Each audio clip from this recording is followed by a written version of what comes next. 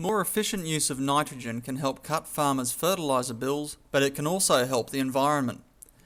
With support from the Grains Research and Development Corporation, researchers at BSES Limited and Queensland's Department of Environment and Resource Management have been investigating methods of reducing nitrous oxide emissions, a powerful greenhouse gas, from Queensland's cane farms. There's a lot of pressure on cane farmers to manage their nitrogen, and one of the important things is obviously to look at the different loss pathways in terms of how nitrogen is lost from the farm.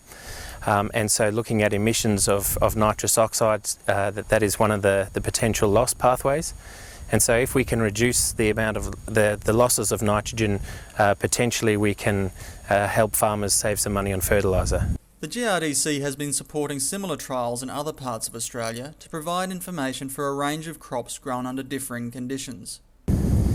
I guess in the sugarcane system, because we grow the crop in regions that are generally hot and quite wet, we do see quite high nitrogen or nitrous oxide emissions, and so our aim is to try and reduce those without affecting productivity or yield of the crop.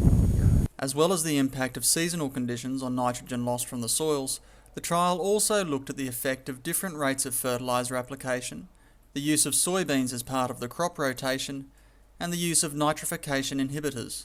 Yes, we do see a lot of variations between different seasons and in different years, which are mainly controlled by the rainfall conditions and the temperature. There are also quite a significant differences between different treatments.